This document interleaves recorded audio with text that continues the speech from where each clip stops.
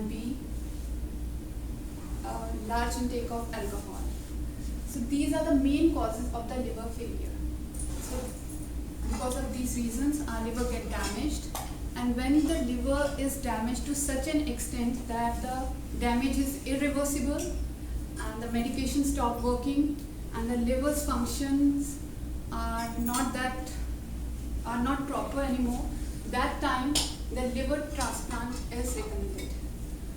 So what exactly is liver transplant? A liver transplant is the liver from a healthy human, or maybe a diseased person, but his organ is healthy, is transferred to a person whose liver is damaged. Virtually all the liver transplant are of orthotopic type. It means that whole of the liver is transferred to a recipient. The donor's liver is transferred to the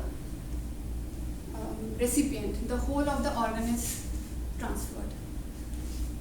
The first liver transplant was performed by Dr. Thomas Stahls in 1963, and at that time the success rate was around 40 to 45% after 1 year of surgery. But now it has improved to 90 to 95%.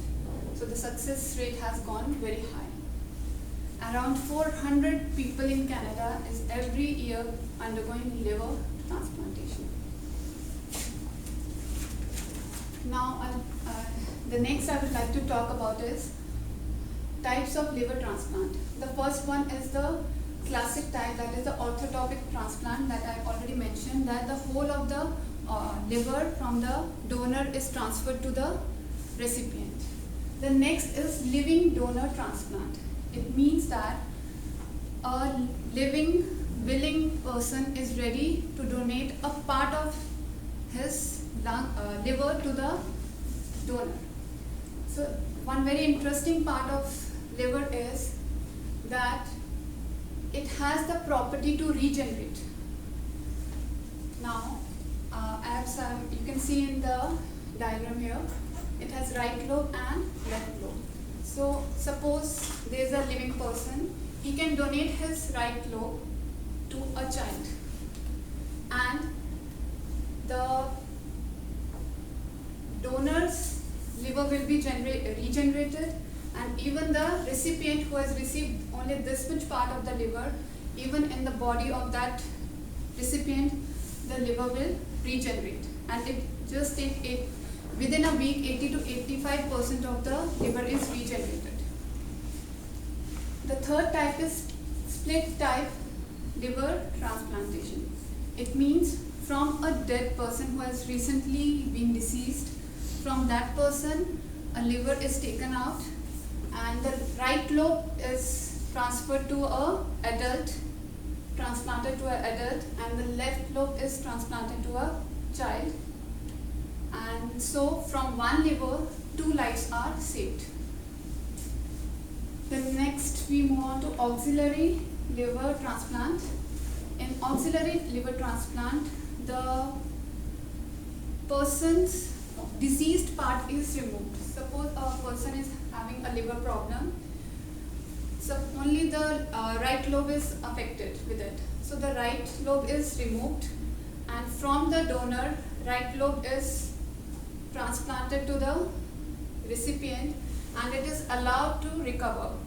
When the right lobe recovers, the donor's part is either allowed to degenerate with the help of medication, or it is surgically removed, and both donor and recipient can live healthy lives. Now, during this transplant, the main important thing is that the donor has to be very healthy and should be within the proper age group, that is between 18 to 55 of age, and the blood group should match. That is the blood group. If the recipient blood group is A, the donor can be with blood group A or O. If recipient is having blood group B, donor can the donor must have the blood group B or O. Recipient is having blood group AB, he can receive liver from any blood group person. And if the recipient is having blood group O, he can receive liver from a donor who is having blood group O. Now, after this transplant, one important thing is that the recipient has to be on immunosuppressions. That is, immunosuppressions are the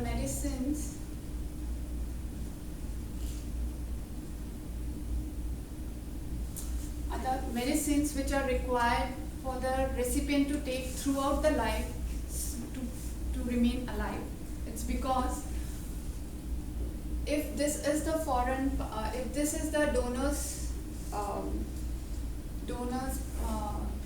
liver, part of donor's liver, the recipient liver can reject it because it is a foreign body for the recipient, right? It can be rejected and immune system is responsible for that rejection. So the recipient's immune system has to be suppressed, and for that immunosuppressions are given. And due to that, it results in few risks. The suppression of the immunosystem results in person gets very prone to the infections. It may result in kidney failure in later stage of life. Even the transplant sometimes get you have to retransplant the organ because of this immunosuppressions, the organ stops performing properly. So this is all I wanted to talk about liver transplant. At the end, I would like to conclude my topic saying that there are, as I mentioned already, that 400 people are just treated with liver transplant every year, and the number of donors are much less than the number of recipients. So many recipients many people die in waiting for the donors. So we must encourage everyone, make everyone aware about the organ donation, and also encourage everyone to have a healthy lifestyle. And on behalf of my group, I would like to say thank you to all of you, and if you have any question, you can ask.